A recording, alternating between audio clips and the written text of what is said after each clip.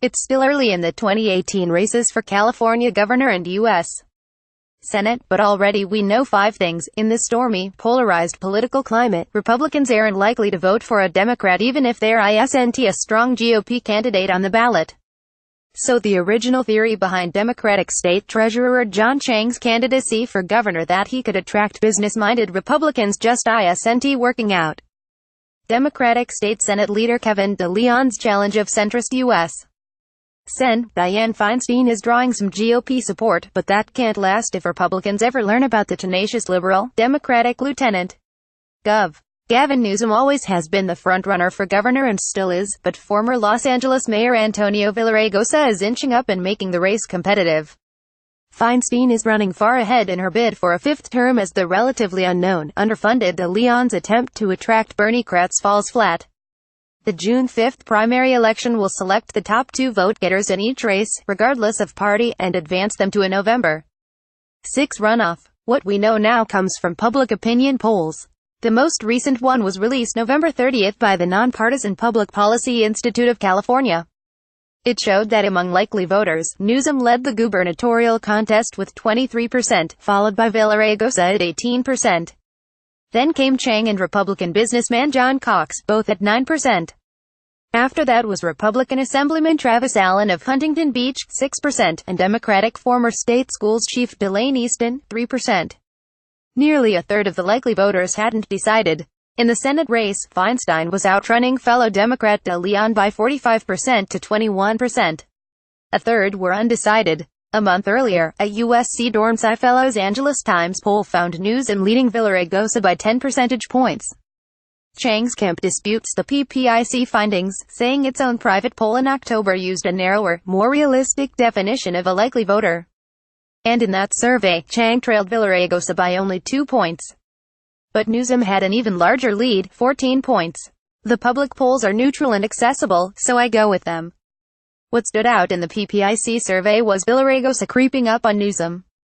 Villaraigosa, 64, is also a former Assembly Speaker, and Newsom, 50, made his political name as San Francisco mayor.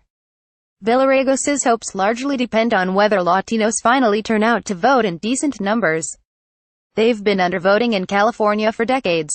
But President Trump's determination to build a border wall and escalate the deportation of immigrants without documentation affects relatives and friends of many unnerved Latino citizens. And they just might be motivated to vote next year. There'll also be Latinos running in most other statewide races. Villaraigosa would be the first Latino in history to be elected California governor. One Latino, Romualdo Pacheco, served for a few months in 1875 after ascending from lieutenant governor when the governor, Newton Booth, was elected to the U.S. Senate. In the PPIC poll, Latinos favored Villaraigosa over Newsom by 42% to 11%. Latinos weren't helping de León much in the Senate race, however. They backed Feinstein 48% to 26%. Nearly half of Latino voters drew a blank on de León. The challenge for de León is the fact that although he has held a very powerful position in Sacramento, voters say they've never heard of him, says Mark Baldassar, the PPIC president and pollster. How do you get known in this climate? With money. And de León doesn't have much. Feinstein can raise tons. But de León is getting a boost from Republicans, no doubt because his name isnt Feinstein, a decades-long GOP nemesis. And there aren't any GOP candidates running for the Senate. Republicans favored de León over Feinstein in the poll by 25% to 18%. But Democrats supported the incumbent senator by 66% to 16%. Republicans presumably will flee de León once they realize he pushed through sanctuary state legislation and has promoted other liberal bills such as tough gun control and state single-payer health insurance. Those leftist efforts, however, aren't attracting Bernie-crats. Liberals favored Feinstein 57% to 20%. In the gubernatorial race, Chiang, selling himself as a good money manager, was supported by only 2% of Republicans.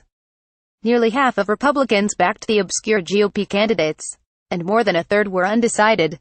It could be that the soft-spoken Chiang, 55, lacks the oratorical flair sought by today's agitated voters who are attracted to firebrands. But in this era, Republicans really dislike most Democrats. And vice versa. The PPIC poll showed that 91% of Republicans have an unfavorable impression of the Democratic Party. and 92% of Democrats feel that way about the GOP. Baldassare found little public interest in the gubernatorial race, compared with the last time the office was being vacated in 2010. Only 25% of likely voters were paying attention to who might succeed Gov. Jerry Brown, but 43% were following the race when Brown ran for his third term. Their attention has been diverted to Washington, the pollster says. He also wonders whether voters will be turned off from voting by all the UAL harassment scandals in politics. I don't know about that. But I do think it will be even tougher than usual for little-known candidates to be heard over all the roaring from Washington and accusations of UAL misbehavior. Follow @LawTimeSkelton on Twitter.